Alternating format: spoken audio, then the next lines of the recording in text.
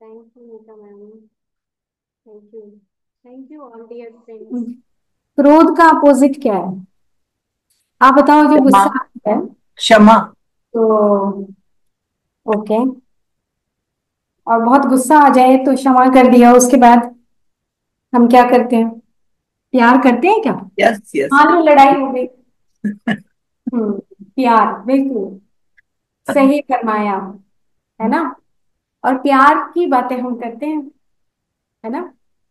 तो जो क्रोध है वो हमारे मन का एक तरीके का एक रंग है। जैसे हमने 6 रंगों की बात की, काम, क्रोध, लोभ के ऊपर हम काफी डिटेल में बात कर चुके हैं ना। काम, क्रोध, लोभ, मोह, मद, मत्सर। अब राग और द्वेष। राग और द्वेष यानी कि गुस्सा कब आता है? अब आपको ये सोचना है, आपने खुद में अपने ऊपर एक प्रैक्टिस करनी है कि हमें गुस्सा कब आता है, दिन में हम गुस्सा कब करते हैं, और जब गुस्सा आता है तो गुस्से से क्या होता है, हमारे अंदर क्या परिवर्तन होते हैं। वैसे तो हम गुस्से के बारे में बहुत बखूबी जानते हैं, है ना? तो हमें दिन भर में पता होता है कि मुझे इस बात पे गुस्सा आता है। जैसे एग्जाम्पल, एक बड़ा कॉमन सा एग्जाम्पल है हस्बैंड वाइफ। जब हस्बैंड लेट आता है तो हस्बैंड जैसे ही लेट आएगा, 5 बजे बोला है, 6 बजे बोला है, और वो आए 10 बजे, तो पारा चढ़ जाता है। होता है ऐसा? होता है ना? तो अब उसके पीछे रीजन क्या है? उसके पीछे रीजन रहता है कि हमारी सेल्फिशनेस। रूट कॉज ऑफ क्रोध है हमारी सेल्फिशनेस। रूट कॉज ऑफ क्रोध हमारी अपनी एक्सपेक्टेशन। दोनों चीजें डिपेंड करती हैं, और हमने इसको एक अटैचमेंट के तौर पे, जैसे राग और द्वेष, दोनों पे। राग में क्रोध हमें ज्यादा आता है जब हमारी अटैचमेंट होती है, और अटैचमेंट के बाद जब हम उस एक्सपेक्टेशन से बाहर नहीं निकल पाते तो हम गुस्सा आने लगते, क्रोध आने लगता। तो जो क्रोध है उसके अंदर, क्रोध क्या हो गया फिर? एक हमारी वृत्ति हो गई, वृत्ति। क्रोध क्या है? एक टाइप की वृत्ति। मतलब हमारी जो हैबिट्स हैं वो धीरे धीरे, जैसे हमने पिछले एपिसोड में भी बात की थी, कि हम एक बार अगर एक रिवॉर्ड सर्किट की बात आपको याद आएगी, कि हमने एक बार अगर वो हमारी प्रवृत्ति बन गई, धीरे धीरे हम उस प्रवृत्ति में, उस सर्किट के अंदर, उस जाल में फंसते चले जाएंगे, और उससे हमारा जो बेसल गैंग्लियन वाला पार्ट आपको याद आ रहा होगा, कि हम उसमें जो हमारा न्यूक्लियस एक्युम्बेंस है, जिसमें एक तरह का हार्मोन बनता है, उस हार्मोन्स की वजह से हमारे बार बार वो रिवॉर्ड सर्किट्स बनते हैं। तो आप देखो कि सेम इसी तरीके से क्रोध जब हम करते हैं, हमारी कोई एक्सपेक्टेशन होती है, हम उस चीज में बहुत ज्यादा एक्सपेक्टेशन होती है, तब हम उस लिमिट को क्रॉस करके क्रोध आने लगता है। आप इसको अगर मैं डिटेल में कहूँ ना, तो जैसे गुस्सा, बिल्कुल नीता मैम आपने बिल्कुल सही कहा कि हम कहते हैं कि गुस्सा नहीं आता, गुस्सा आता ही है। हम उसको कंट्रोल नहीं कर पाते, या हमारी वो एक हैबिट बन जाती है, और उस हैबिट के तौर पे हम उसको रोक नहीं पाते, है ना? हम चाहते भी हैं कि हम गुस्सा ना करें, हम चाहते भी हैं कि हमारी ये हैबिट ना बने, लेकिन फिर भी हम कहीं ना कहीं उस जाल में उलझ जाते हैं, क्योंकि हमारे ब्रेन के अंदर एक और ऐसा एरिया होता है जहाँ पे हम फियर या इनसिक्योरिटी को लेके हम बहुत ज्यादा चिंतित होते हैं। तो वो एरिया, एमिगडाला नाम का एक ब्रेन में एक एरिया होता है जहाँ पे वो डिसाइड करता है हमारी सिक्योरिटी को लेके, सेफ्टी और सिक्योरिटी को लेके। तो हमें गुस्सा आता है, और हमें जब वो गुस्सा आता है तो वो जो एरिया है वो हमारे एक्टिवेट होने लगता है, एमिगडाला। और एमिगडाला का जो एरिया है वो हम अगले एपिसोड में दिखाएंगे कि वो किस जगह पे रहता है, जहाँ पे बिल्कुल साथ में पिट्यूटरी ग्लैंड रहता है। मतलब मिड ब्रेन के ही एक एरिया में वो रहता है, और वो उसका एरिया, उसके आगे वाला जो हिस्सा है जिसको हम प्री फ्रंटल बोलते हैं, उसके साथ वो कनेक्ट। यानी कि जैसे ही हमें सेफ्टी का कोई इश्यू आता है, सिक्योरिटी का इश्यू आता है, या हमें एक्सपेक्टेशन का कोई इश्यू आता है, तो हम हमारा वो एरिया जो है वो एक्टिवेट होने लगता है। और उसके साथ हमारा जो प्री फ्रंटल एरिया है वो उसके साथ कम्युनिकेट करता है। तो इस तरीके से जो हमारा प्री फ्रंटल एरिया है और हमारा मिड ब्रेन का जो एमिगडाला है वो दोनों आपस में बात करते हैं, है ना। जैसे हम फैमिली में बात करते हैं एक दूसरे के साथ, देखो हमें ऐसा करना चाहिए, ऐसा करना चाहिए, यानी कि आपस में तारतम्य स्थापित करते हैं। तो हमारे ब्रेन का एक हायर ब्रेन का एरिया और एक मिड ब्रेन का एरिया, एक लोअर ब्रेन का एरिया, ये तीनों आपस में एक बैलेंस बनाते हैं, है ना। और अगर वो बैलेंस नहीं बनता, और वो बैलेंस अगर नहीं बनता तो क्या होता है कि सिर्फ जो मिड ब्रेन का एरिया और लोअर ब्रेन का एरिया है सिर्फ वही करता है, प्री फ्रंटल का जो एरिया है ना वो अपनी जजमेंट छोड़ देता है, वो उससे डिस्कनेक्ट होना शुरू हो जाता है। जैसे हमने लोब के अंदर भी ये बात की थी कि डिस्कनेक्शन ऑफ प्री फ्रंटल, वो जजमेंट खराब हो जाती है और हम उस लोब के माया जाल में फंस जाते हैं। सेम इसी तरीके से क्रोध के वो एरिया इतना सेंसिटिव एरिया माना जाता है जो मेगडला है, वहां पे वो एरिया ऐसा है कि जहाँ पे हम अपनी सेफ्टी सिक्योरिटी के इश्यूज जब हमारे पास आते हैं, एक्सपेक्टेशंस के जो इश्यूज आते हैं, तो उसमें हम उस एरिया को हिट होता है हमारी क्रोध, जब हम बार बार करते हैं, एक्सपेक्टेशंस करते हैं, तो ये एरिया ऑटोमेटिकली अपने सर्किट्स को मजबूत बना लेता है, उस पाथवेज को मजबूत बना लेता है। अब आप ये देखो कि जो मेंटल बॉडी मेडिसिन है उसमें हम कितने एपिसोड, मतलब आज 9th एपिसोड है, हम कॉन्टिन्यूसली बात करते जा रहे हैं कि हमारा ब्रेन, आप देखो कि ब्रेन कितना इम्पोर्टेंट पार्ट है हमारी लाइफ के लिए। और उसके साथ जो स्पाइनल कॉर्ड है उसके लिए कितना इम्पोर्टेंट है कि हमें अपने ब्रेन को, अगर हमें बहुत बैलेंसिंग नेचर में रखना है, कॉर्डियल नेचर में रखना है, या हमारी जो गामा वेव्स की उस पोजीशन में रखना है या अल्फा वेव्स की पोजीशन में रखना है, तो हमें कितना वर्क करने की हमें जरूरत है ना। अब मेरे को थोड़ा सा इसमें ये बात कहनी है कि जब हमें गुस्सा आता है, तो आप देखो, अगर आपको प्रैक्टिकली सबको एक्सपीरियंस है गुस्से का, और जब गुस्सा आता है तो हमारा गला सूख जाता है ना।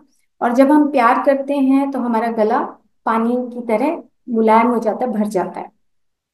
तो गला सूखने का मतलब क्या होता है? मुंह भी सूख जाता है, गला सूख जाता है, प्यास लगती है, हम ब्लश करने लगते हैं, है ना, और गुनगुनाने लगते हैं, और एक तरफ जाके बैठ जाते हैं, मतलब फ्लाइट और फाइट के मोड में चले जाते हैं। दोनों चीजें बहुत इंपॉर्टेंट है, या तो फ्लाइट या फाइट, दोनों चीजें इंपॉर्टेंट है। तो क्या होता है कि ड्राइनेस से मुझे अभी, मतलब ये बात ध्यान आ रही थी कि जो हमारा इम्यून सिस्टम है, इम्यून सिस्टम को हमेशा हमें याद रखना है। हमने वाइटल बॉडी मेडिसिन में भी ये बात की थी कि आप ये देखिए कि अगर आप खाना खाते हैं तो उसका रस बनता है ना। अगर हमने उसको प्रॉपर गुस्से में खा लिया, अगर हम गुस्से में खा रहे हैं, जब हमारा देखो नाराजगी होती है, एक्सपेक्टेशन होती है, हम उससे पूरा नहीं आता, तो हम उससे पूरा नहीं पड़ता तो हम क्या करते हैं कि हमें गुस्सा आता है, खाना हम जल्दी जल्दी खाने लगते हैं, पूरा चबा के नहीं खाते। अगर हम पूरा चबा के नहीं खाते हैं तो हम क्या करते हैं कि yes, dryness is related with fear also, yes definitely. तो हम क्या करते हैं कि हम उस गुस्से में खाना खाते हैं, तो जो हमारे एंजाइम्स हैं वो ढंग से निकल नहीं पाते, और ढंग से नहीं निकलते तो हमारे उस खाने का रस ठीक से नहीं बनता है। तो हमारी जो बॉडी या फिजिकल हेल्थ है उसके ऊपर अब आप देखिए कि हमारी फिजिकल बॉडी के ऊपर इम्पेक्ट क्या पड़ेगा। हमारी बॉडी के ऊपर इम्पेक्ट ये पड़ेगा कि हमारे मुंह से लेके और लास्ट तक जो एंजाइम्स हमारे निकलने चाहिए वो हमारे एंजाइम्स नहीं निकल पाते। और अगर हमारी ये टेंडेंसी एक दिन, 2 दिन, 3 दिन, 4 दिन, 4 महीने, 4 साल, अगर हमारी ये टेंडेंसी रहती है, तो फिर हमारी जो जूसेस हैं वो हमारे निकलने ऑटोमेटिकली वो स्क्वीज होने लगते हैं, जूसेस नहीं निकलते, ब्रेन का फंक्शन हैम्पर करने लगता है। तो ब्रेन का फंक्शन जब हैम्पर करता है तो हमारे जो हार्मोनल इम्बेलेंस भी स्टार्ट हो जाता है। सबसे पहले हमारे एंजाइम्स के ऊपर इफेक्ट आता है। फिर जैसे ही हमारा फूड जूस जो बनता है वो जब धीरे धीरे हमारे ब्लड सर्कुलेशन में मिलता है, तो जब ब्लड सर्कुलेशन में मिलेगा तो वहां पे हमें हार्मोन्स की जरूरत होती है। वो हार्मोन्स भी प्रॉपरली निकल नहीं पाते। तो ब्लड के अंदर जैसे ब्लड अगर फ्लो हो रहा है और उसके अंदर हमारा धीरे धीरे जो फूड आहार रस जो जा रहा होता है, वो देखो अब ब्लड के अंदर मिल रहा है धीरे धीरे, धीरे धीरे मिल रहा है, धीरे धीरे मिल रहा है। वो जो फूड जूस है अब उसमें एंजाइम्स नहीं है, जैसा भी फूड जूस बना, आहार रस बना, वो सीधा ब्लड में जा रहा है। तो ब्लड की जो केमिस्ट्री है वो ब्लड की केमिस्ट्री भी खराब हो रही है और इधर आहार रस की जो केमिस्ट्री है वो भी खराब हो रही है। अगर हमारे आहार रस की केमिस्ट्री खराब है तो हमारे ब्लड की केमिस्ट्री भी खराब हो रही है। अब मैं इम्यून सिस्टम की बात करें, जो हमारा ओज है, जो ओज बनता है जिस जो हमें शाइन देता है, हमारी बॉडी के ऊपर जो शाइन देता है। अब हम गुस्सा कर रहे हैं, एक्सपेक्टेशन कर रहे हैं, सेल्फिशनेस में हैं, जो हमारे बिल्कुल राग द्वेष, जो हमारे बिल्कुल हमारी जो नेचर है, हमारी कॉन्शियसनेस की जो नेचर है उसके बिल्कुल अपोजिट है। आप देखो कॉन्शियसनेस वो है जहां पे हम प्यार पाते हैं, कॉन्शियसनेस वो है जिसमें हम अपना विस्तार करते हैं, और बिल्कुल उसके अपोजिट हमारा मन वो है जहाँ पे वो राग में पड़ा है, जहाँ पे हमारी एक्सपेक्टेशंस हैं। वो एक्सपेक्टेशंस के माध्यम से हम रोज उसी रूटीन को बार बार रिपीट करते हैं। और डॉक्टर जो डिस्पेंजा तो इसी बात को बोलते हैं कि अगर आप रोज वही काम सेम करते हो तो आप अगले दिन या फ्यूचर में आप हैप्पीनेस की आशा कर ही नहीं सकते किसी भी तरीके से। क्यों? क्योंकि आपने वही रूटीन बनाया, आपका सेम वही पाथवेज चलता जा रहा है जो डेली रूटीन में चलता जा रहा है। अब उससे थोड़ा सा और आगे चलते हैं कि जैसे वो ब्लड में जाएगा, गुस्सा आता है तो हमारे जो हार्मोन्स हैं, हमारे एक एड्रीनल जो ग्लैंड है वहां से एड्रीनलिन और नॉन एड्रीनलिन हार्मोन निकलता है। जैसे ही हमें गुस्सा आता है हमारे ऑटोमेटिकली हमारा ब्लड प्रेशर राइज करने लगता है। हम कंट्रोल करने की कोशिश करते हैं, हम 100% हम अपने आप को छुपाने की कोशिश भी करते हैं, सप्रेशन की कोशिश भी करते हैं कि आज झगड़ा नहीं होना चाहिए, आज गुस्सा नहीं आना चाहिए। 100% हम कोशिश करते हैं, लेकिन फिर भी जो हमारी हैबिट्स हैं उसकी वजह से हमारे ये दो हार्मोन्स ऑटोमेटिकली रिलीज होने शुरू हो जाते हैं। जैसे ये रिलीज होते हैं हमारे ब्लड के अंदर जो अब आहार रस गया, हमारे ब्लड का जो पैरामीटर है वो बढ़ जाता है, हाई ब्लड प्रेशर हमारे हमें रहने लगता है। अब जैसे जैसे हाई बीपी रहता है हमें, एक जो क्रोध है, क्योंकि लोभ एक अलग वृत्ति है और जो क्रोध है वो बिल्कुल अलग वृत्ति है, जिसमें आप हाई ब्लड प्रेशर, आपको स्ट्रोक आना, ना आपका अटैक आना, ना आपकी आई बॉल्स के अंदर जो हमारी छोटी छोटी वेसल्स होती हैं उसका बर्स्ट हो जाना, ना ऐसे बहुत सारे ऐसे डिसऑर्डर्स हैं जिसकी वजह से हम अपनी पूरी अपनी फिजिकल हेल्थ को, अपनी फिजियोलॉजिकल हमारी कंडीशंस को हम वर्स्ट कंडीशन तक ले जाते हैं। और रीजन क्या है उसके पीछे? हमारी सेल्फिशनेस और हमारी मोर मोर मोर मोर एक्सपेक्टेशन, उसी की वजह से हमें गुस्सा आता है। और भी कुछ चीजों पे बात करेंगे, लेकिन अभी हम और आगे चलते हैं। अब हमें क्या होता है कि जैसे ही हमारे ये दो हार्मोन्स निकलते हैं तो ऑटोमेटिकली हमारी जैसे होता है ना कि अगर हम फाइट और फ्लाइट में एक एग्जांपल देते हैं कि अगर मान लो कोई कुत्ता हमारे पीछे या कोई गाय या कोई बैल हमारे पीछे पड़ता है तो हम रश करते हैं, रश करते हैं। तो ये दोनों हार्मोन्स हमारे रिलीज होते हैं जस्ट फॉर सिक्योरिटी और सेफ्टी।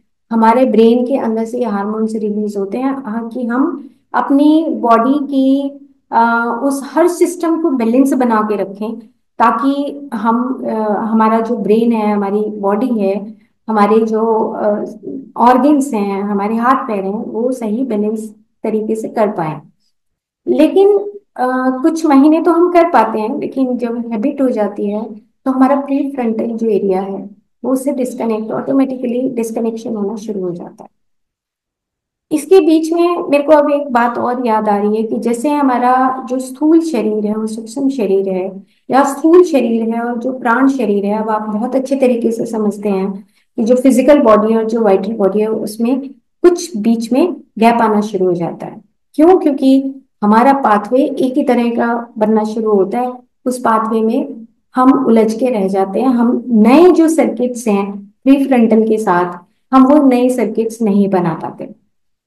तो अब हम उस ब्लड के अंदर चला गया, हमारा खाना चला गया, और खाना जब उसमें पूरी बॉडी में हमारी सर्कुलेटरी सिस्टम के माध्यम से, जहाँ पे हमारा हार्ट और लंग्स काम करते हैं, उसके बाद वो हमारे मस्कुलर सिस्टम में जाता है। अब आप देखो कि मस्कुलर सिस्टम का एक अलग टेम्परेचर है, ब्लड जब फ्लो कर रहा है तो उसका एक अलग टेम्परेचर है, जब आहार रस लेते हैं तो एक उसका अलग टेम्परेचर है, सब कुछ अलग अलग है। लेकिन हमें इसको आपस में मिला के चलना है। लेकिन वो मिला के अगर हम नहीं चलेंगे तो हमारी मसल्स के अंदर जो फिटीग है, मतलब थकावट है, वो हमें ऑटोमेटिकली वो थकावट हमें आने लगती है। और ये प्रोसेस जो है वो एक दिन का प्रोसेस नहीं है, धीरे धीरे ये प्रोसेस आगे बढ़ता चला जाता है। तो फिर आ गया रस, रक्त, मांस, मांस के बाद मेद। मेद का मतलब हो गया जो हमारा पूरा फैट सिस्टम है। वहां तक आते आते हमारे इतने हार्मोनल चेंजेस हो जाते हैं कि जिसकी वजह से हमारा जो मेद है, अस्थि है, मज्जा है, और उसके बाद जो शुक्र और ओज है, वहां तक सब चीजें केमिकली हमारी इम्बेलेंस हो जाती है। तो इम्बेलेंस होने का मतलब ये कि जब हमारा इम्यून सिस्टम है, हम गुस्सा करते हैं ना एकदम से, तो हमारा गला सूख गया। इसका मतलब ये कि हमारा ओज सूख गया, हमारा इम्यून सिस्टम वीक हो गया। जैसे ही हमारा इम्यून सिस्टम वीक होता है तो हमारी स्किन के ऊपर ड्राइनेस, जैसे अभी आपने देखा, हमारी स्किन के ऊपर ड्राइनेस आनी शुरू हो जाती है। और जैसे जैसे वो ड्राइनेस आती है, हमें अपने अपने अंदर ये बात समझ आती है, हाथों में ड्राइनेस आ जाएगी, चेहरे पे ड्राइनेस आ जाएगी, लिप्स में ड्राइनेस आ जाएगी, हमारे बिहेवियर में चेंज आना शुरू हो जाएगा। और ऐसे धीरे धीरे हमारे ब्रेन के ऊपर, जो ब्रेन का एरिया है मेडुला, उसकी इम्पेक्ट से हमारी पूरी बॉडी के अंदर, सॉफ्ट ऑर्गन्स के अंदर सब में चेंजेस आने शुरू हो जाती है। क्रोध ऐसी चीज है। तो हमें ये ध्यान रखना है कि अब हमें डायरी मेंटेन करने की जरूरत है। क्रोध लोभ से भी ज्यादा खतरनाक है। लोभ तो फिर भी हमारी एक ऐसी वृत्ति है कि चलो हम उसके ऊपर बैन लगा सकते हैं, दो वही ले सकते हैं, तीसरा नहीं खरीदेंगे। बट क्रोध के अंदर तो हमारा सीधा हमारा इम्यून सिस्टम डैमेज हो गया ना। जैसे ही हमारा इम्यून सिस्टम डैमेज होता है, हमें बहुत सारी बीमारियां, high blood pressure, stroke, heart attack, इस तरह की कंडीशंस हमारे सामने आती हैं। और जैसे ये हार्मोन्स रिलीज होते हैं हमारे, एड्रीनलिन और नॉन एड्रीनलिन, तो उसके बाद हमारी जो रिसर्चेस हैं, अगली बार मैं आपको पीपीटी मैंने बना ली है, बट आज उसकी बात नहीं करेंगे। पीपीटी में नेक्स्ट वाले एपिसोड में दिखाऊंगी कि ऐसा करने से जब हमारे अंदर वो एग्रेसिवनेस आती है और एक अटैचमेंट आती है कि नहीं मेरे को तो बस आज बात ही नहीं करनी, फाइट फ्लाइट के मोड में रहते हैं, तो 2 घंटे तक हमारे, मतलब उसमें लिखा है 8.5 टाइम्स हायर हमारा हमारा जो ब्लड प्रेशर है, 120/80 होता है, वो 200-220 तक हमारा चला जाता है। और उसके बाद हमारा जो सिंपैथेटिक सिस्टम है, वो ऐसा काम करता है कि उसके बाद हमारी सब चीजों में इम्बेलेंस हो जाए। किसी पर्टिकुलर पॉइंट को मैं इसलिए नहीं बोल रही क्योंकि हमारी पूरी बॉडी इम्बेलेंस हो जाती है, नखरा आने लगता है। आप सोचो कि क्रोध से क्या क्या आता है, लोभ से इतना नहीं होता। क्रोध से क्या होता है कि हम नखरे में आगे बात ही नहीं करते, ऐसा गुस्सा आता है। नखरे में आके हम अलग से फ्लाइट मोड में चले जाते हैं, है ना, फ्लाइट मोड में चले जाएंगे, या गुस्सा आएगा तो अगले वाले को ही लगेगा भाई इसने तो रोज ही गुस्सा करना है। तो वो क्या है कि हमें गुस्से में पॉजिटिवनेस आने लगती है कि देखा आज गुस्सा किया था ना, ये बदल गया, है ना, हमारे अंदर वो एक्सपेक्टेशन भी रहती है। तो वो जो हमारे क्या है कि 4 पॉइंट्स हैं जो हमने पहले ब्रेन के बारे में जब बात की थी, कि एक फ्लाइट मोड होता है, एक फाइट मोड होता है, एक हमारा एफकिंग मोड होता है, और एक फीडिंग मोड होता है ना। तो जैसे अगले को पता है फैमिली में कि उसको गुस्सा आएगा, तो वो क्या करता है कि हमें हमारे अंदर, मान लो मैं मेरे को गुस्सा आ रहा है, तो मेरे अंदर पॉजेसिवनेस आने लगेगी, एफ किंग बन जाऊंगी। एफ किंग भी एक बुरा डिसऑर्डर ही कहेंगे उसको, कि एक हैबिट कहेंगे, कि जिसमें मैं पॉजेसिवनेस से अगले वाले को ये शो करूंगी कि देखो अगर तुम ऐसे नहीं करोगे तो मेरे को गुस्सा आएगा, तुम आज टाइम से क्यों नहीं हो, या तुम, मैंने आज गोलगप्पे मंगवाए थे, आज तुम गोलगप्पे क्यों नहीं लेकर आए। ये कॉमन कॉमन सी एग्जाम्पल्स हैं अपने, कि मैंने ऐसा कहा था कि आज 4 ही लोग आने चाहिए थे, आज 6 लोग क्यों आए। एग्जाम्पल हैं, सिंपल एग्जाम्पल्स हैं, हम आपस में एक दूसरे के साथ कन्वर्सेशन करके हम इस चीज के ऊपर आउटकम पे निकालें कि जो एफ किंग है, जो पॉजिटिवनेस है, फ्लाइट फ्लाइट में फिर भी थोड़ा 2 दिन नहीं बोलेंगे, उससे भी आप देखो, अगर 2 दिन नहीं बोलते हैं, फाइट मोड में चला जाए, फ्लाइट मोड में चला जाए, तो आप देखो कि कितना नुकसान पूरी फैमिली को होता है। और सेम वही चीज अगर फ्रिक्शन ऑफ सेकंड में, क्रोध को फ्रिक्शन ऑफ सेकंड में अगर हम खत्म कर दें और प्यार से बोलने लगे उस व्यक्ति के साथ, तो वो ही घर का एनवायरनमेंट चेंज हो जाता है। आप देखोगे जब 2 दिन नहीं बोल रहा, 3 दिन नहीं बोल रहा, तो घर का एनवायरनमेंट बिल्कुल सूना रहता है। घर का भी रहेगा, चाहे हम ऑफिस में काम करते हैं तो भी वो सूना सूना सा रहता है, वो इतना डिप्रेसिंग होता है कि ऑटोमेटिकली घर के पूरे फैमिली मेंबर्स और या फिर हमारे ऑफिस के फैमिली ऑफिस के मेंबर्स सब डिप्रेशन में चले जाते हैं कि इसको तो गुस्सा ही बहुत आता है। रीजन क्या है कि पीछे से हमारी मोर एक्सपेक्टेशंस टुवर्ड्स अदर्स। तो जो फाइट मोड है, फ्लाइट मोड है, और एफ किंग मोड है। एफ किंग मोड में क्या है कि हम पॉजिटिव रहने लगते हैं कि देखा, गुस्सा किया था ना, चेंज हो गया है। एक दिन चेंज होगा, 2 दिन चेंज होगा, 3 दिन चेंज होगा। एक बार हमने पहले भी, बहुत पहले मुझे याद आ रहा है कि हमने इसके ऊपर बात की थी कि फिर क्या होता है कि हम दूसरों को के ऊपर अपना पॉजिटिवनेस या ऑथोरिटेरियन जो बिहेवियर है वो हम रखने लगते हैं। उसको, अगले को डर लगता है कि भाई इसने तो गुस्सा करना ही करना है ना। एक होता है जो एफ फीडिंग, कि हम फीडिंग करते हैं, फीड करते रहते हैं कि ये मेरी तरफ अट्रैक्ट हो जाए, ये मेरी तरफ अट्रैक्ट हो जाए। फीडिंग का मतलब होता है चलो मैं तुम्हारे लिए थोड़ा सा काम कर देता हूँ, चलो काम कर देता हूँ। एफ फीडिंग भी इस एक नेचर होता है कि जिसमें हम लोगों को अपनी तरफ अट्रैक्ट करना चाहते हैं, मोर एक्सपेक्टेशंस के माध्यम से, कि वो भी मेरे लिए काम करेगा, वो भी एक्सपेक्टेशन, और जब वो नहीं करेगा तो हम उसको गुस्सा दिखाएं, है ना। तो ये जो गुस्से के, जो क्रोध के जो मोड हैं, ये एक तरह की वृत्ति है, मतलब प्रोक्लेविटीज, मतलब कि हमारे अंदर एक वृत्ति का ऑटोमेटिकली एक बन जाना, एक वृत्ति बन जाना ना। तो क्रोध जब बनता है तो इसके बहुत सारी बाउंड्रीज बताई गई हैं। इसको बताया गया है कि जो वृत्तियां होती है ना वो सर्कुलर मोड में होती है। सर्कुलर मोड का मतलब कि आप कितना ही उसको एक्सपैंड कर सकते हो। अगर आप देखो कि नाराज हो शुरू शुरू में, जब हम यंग होते हैं, तो नाराजगी हमारी बहुत लंबी खिंचती है। अब हमें पता है हमारे पास टाइम नहीं है, तो वो नाराजगी भी छोटी हो जाती है, सिकुड़ जाती है। तो मतलब हम एक्सटेंडेड वे में भी क्रोध करते हैं, गुस्सा हम पर्टिकुलर एरिया में। तो मैं एक पुस्तक पढ़ रही थी, तो उसमें एक स्वामी जी हैं, सत्यानंद स्वामी जी, मुंगेर से हैं वो। तो वो बता रहे थे कि मैं, what is the meaning of क्रोध। तो वो बोलने लगे कि मैं आपको एक एग्जांपल दूं। तो वो कहने लगे हाँ हाँ बिल्कुल। तो वो कहने लगे कि मैं वहां पर एक मंदिर में भोग लगता था, तो मैं वहां पे साधना कर रहा था। तो मेरे जो गुरुजी हैं उन्होंने मुझे सिखाया था कि कोई भी आए, सबसे पहले जो भोग है वो पहले मंदिर में लगेगा, उसके बाद ही हम दूसरे को खाने के लिए देंगे। तो मेरे ही गुरुजी ने, मैं उस वक्त, वो कहने लगे कि मैं किचन संभालता था और मैं सुबह का भोग तैयार करता था भगवान के लिए। तो मेरे गुरुजी आए और मेरे गुरुजी मेरे को कहने लगे कि ऐसे करो कि ये जो व्यक्ति आए हैं इनके लिए तुम वो प्रसाद जो बनाया है वो ले आओ। तो अब गुरु के आगे वो जो शिष्य है, वो जो सत्यानंद स्वामी जी हैं, आई थिंक, तो उन्होंने कहा कि नहीं, चुप हो गए। और तो उन्होंने कहा आप सुना नहीं तुम्हें कि तुम ये प्रसाद लेकर आओ। एक गुस्से को एक्सप्लेन कर रहे थे कि क्रोध कहाँ पर किस पर्टिकुलर मोमेंट पे हमें लगता है कि ये क्रोध है या क्षोभ है। कि अपनी बात को रखना, अपनी बात को बताना उस सत्य के प्रति।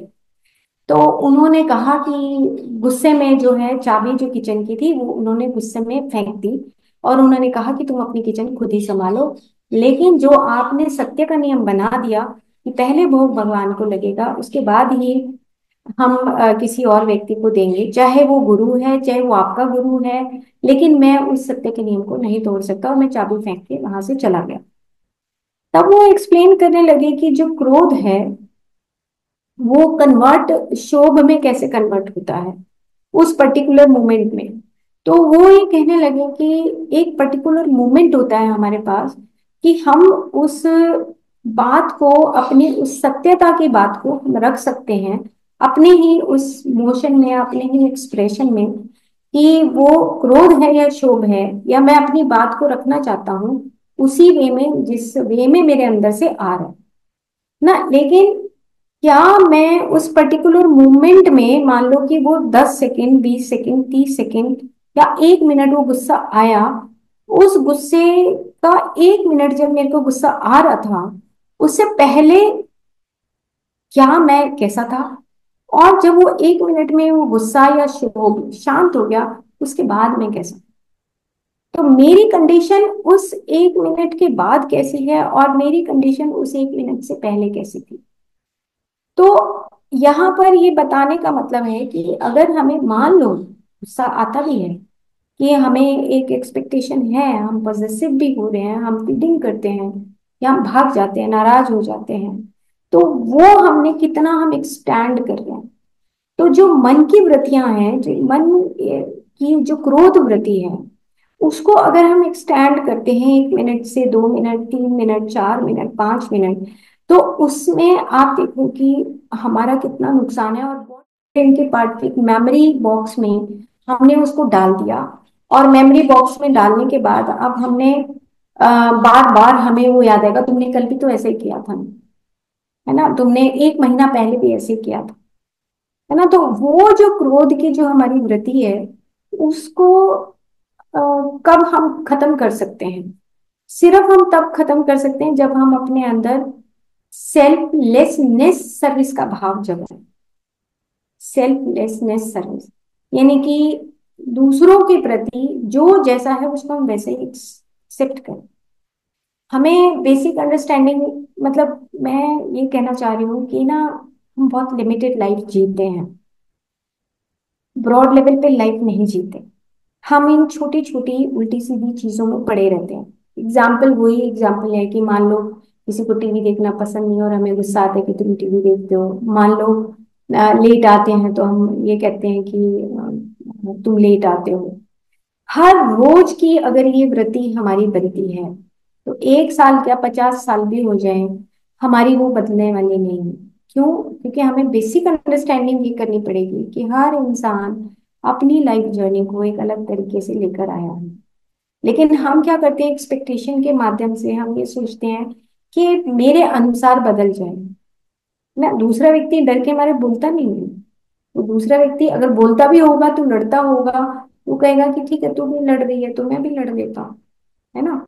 तो लेकिन हम अपनी उस व्रति को इतना पक्का कर देते हैं, इतनी पक्की कर देते हैं कि फिर वो इस लाइफ में क्या, कई लाइफ टाइम तक हम उसमें उलझ के रह जाते हैं। तो कहने का भाव ये है कि हम अपने, हमारा जो फिजिकल और फिजियोलॉजिकल जो हेल्थ है उसके ऊपर बहुत बैड इफेक्ट आता है। क्यों? क्योंकि जैसे ही हमारे हार्मोनल इम्बेलेंस होने लगते हैं, हमारी पूरी बॉडी का जो सिस्टम है वो बिगड़ जाता है। हमारा सिंपैथेटिक और पैरासिम्पैथेटिक सिस्टम है, ये दोनों सिस्टम्स जैसे ईड़ा और पीड़ा पिंगला नाड़ी है, ये दोनों सिस्टम बैलेंस चलते हैं। बिल्कुल एक तरफ सिंपैथेटिक है, एक तरफ पैरासिम्पैथेटिक। ये दोनों सिस्टम और साथ में ऑटोनॉमिक सिस्टम, तीन सिस्टम हमेशा ब्रेन में काम करते हैं। सिंपैथेटिक है कि हम एक्टिव हैं, काम करते हैं, कोई आया है हमने दरवाजा खोला है, हमने बहुत प्यार से बोला है, सिंपैथेटिक है। मतलब हमारे अंदर वो जोश है, प्राण है, शक्ति है ना। और पैरासिम्पेथेटिक है, आ जाओ आप बैठ जाओ, चलो आपके लिए मैं चाय बनाती हूँ ना, चलो आपके लिए खाना बनाती हूँ, चलो आपको मैं पानी देती हूँ, पैरासिम्पेथेटिक ना। तो ईड़ा और पिंगला नाड़ी, यानी कि दोनों नाड़ियों का जो बैलेंस है वो चलता है। ऑटोनोमस क्या होता है कि वो अपने आप बैलेंस कर। लेकिन अब 24 घंटे अगर हम गुस्से में ही रहें, 24 घंटे गुस्से में रहें, 24 घंटे का मतलब कि 1 घंटा 2 घंटा, 24 घंटे नहीं, मतलब 1 घंटा 2 घंटा भी 24 घंटे ही माना जाएगा, है उसमें रहें कि तुम बस तुमने एक दिन तो तुम बदले, दूसरे दिन तुम बदले नहीं, है तो क्या होगा उससे? उससे आपका जो एक सिस्टम है, जो गर्म सिस्टम है, जो पिंगला नाड़ी है, वो एक्टिवेट होने लगेगी। और जो पैरासिम्पैथेटिक सिस्टम है, जो ईड़ा नाड़ी है, वो बिल्कुल एक तरफ सेपरेट हो जाएगी। कई बार होता है कि हमारी बॉडी में जो हमारी फिजिकल बॉडी है और जो हमारी वाइटल बॉडी है, उन दोनों के कॉम्बिनेशन से हम अपनी सांसों को ले रहे होते हैं, प्राण का प्रवाह चल रहा होता है ना, मनस चल रहा होता है, मन का प्रवाह प्राण का प्रवाह चल रहा होता है।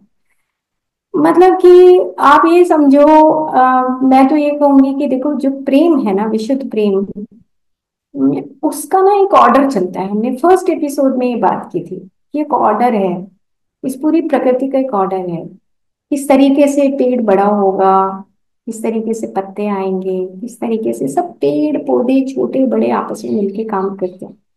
और ये प्रकृति अपना ऑर्डर करती है। अगर हमारे जैसा कोई कहता कि भाई तुम भगवान बन जाओ और तुम ऑर्डर चलाओ, तो हम तो गुस्से में ही लगे रहते हैं। हमारे तो पेड़ पौधे भी टेढ़े मेढ़े, किसी का नाक नहीं होता, किसी का कान नहीं होता, है ना। क्यों? क्योंकि हम जो है उस ऑर्डर को हमने सीखा नहीं। तो हमें वो प्रकृति में के ऑर्डर को देखकर हमें सीखना चाहिए कि अगर विशुद्ध प्रेम नहीं होता तो हम ये हमारी जो पूरी बॉडी की मैन्युफैक्चरिंग है, वो हमारी कहीं ना कहीं टेढ़ी मेढ़ी होती। कान कहीं होता और नाक कहीं होते और आंखें कहीं होती और हाथ कहीं होते और पैर कहीं होते, छोटे होते, बड़े होते, काले होते, कैसे होते। तो क्रोध का जो अपोजिट जो फैक्टर है वो है विशुद्ध प्रेम। कि जैसे ही आपको क्रोध आए, उसके बिल्कुल अपोजिट है विशुद्ध प्रेम। आप अपने आप को लिटिल बिट धीरे धीरे हम सब इस प्रैक्टिस में डालें। कोई बात नहीं, आज मेरे को ये व्रति खत्म करनी है। हर हालत में जैसे ही आप किसी को हक करते हो, किसी को प्यार करते हो, किसी को प्यार से बोलते ही हो, आप सिर्फ प्यार से बोलते भी हो, तो भी आपकी बॉडी में जो कोर्टिसोल्स निकल रहे थे, जो गुस्से की वजह से, ऑटोमेटिकली उसके बिल्कुल अपोजिट हमारे अंदर वो हैप्पी हार्मोन्स निकलने शुरू हो जाते हैं। तो हम अभी इस क्रोध के एपिसोड को नेक्स्ट एपिसोड में विद स्लाइड्स देखेंगे कि हम किस तरीके से अपनी पूरी इस फिजिकल बॉडी को फिजियोलॉजिकल साइकोलॉजिकल कितना हार्म करते हैं just because of with more expectation. और विशुद्ध प्रेम क्या करता है? विशुद्ध प्रेम में क्या होता है कि no expectation, you you have surrendered in front of in front of other person. आप सरेंडर कर जाते हो वहां पर कि भाई तुझे ये चाहिए, ओके मैं ला के दूंगा, तुझे ये चाहिए मैं यही करूंगा, अपनी तरफ से अपनी कोई एक्सपेक्टेशन। और यही हमारा लास्ट अल्टीमेट है, क्योंकि हमें कॉन्शियसनेस के उस सागर में मिलना है जहां पे हमारे पास कुछ भी बोझा लदा नहीं है। और ये फैक्टर तो शायद अब हम सारी फ्रेंड्स को, मतलब मैं तो कहती हूँ हम सबको ये बात समझ आ चुकी है कि कॉन्शियसनेस के लिए कोई बोझा उठाने की जरूरत नहीं है ना। एक लाइफ टाइम, 2 लाइफ टाइम, कितनी लाइफ टाइम हमने कर लिया है। तो हम ऐसी प्रैक्टिस बनाएं कि हम दूसरे से प्यार करें और विदाउट एनी एक्सपेक्टेशन। आप करके देखो, ट्राई करो, मतलब बहुत वंडरफुल चीज है। लेकिन धीरे धीरे आगे बढ़ेंगे तो हम होपफुली बहुत अच्छा कर पाएंगे। Okay, thank you.